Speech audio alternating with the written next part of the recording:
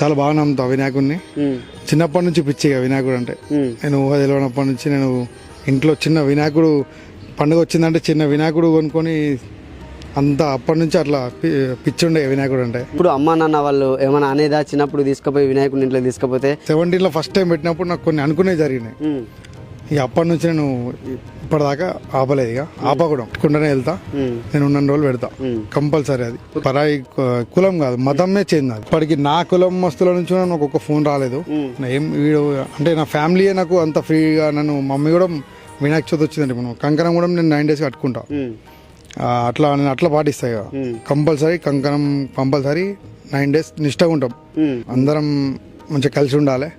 ఇది మన ఇండియా. ఇది ఎటువంటి అంటే ఎట్లా అంటే క్యాస్ట్ ఫీలింగ్ ఉండొద్దు ఎవరికి. కలిసి ఉంటే మంచిగా అందరూ అన్నదమ్ములు ఎక్కువ ఉంటాం.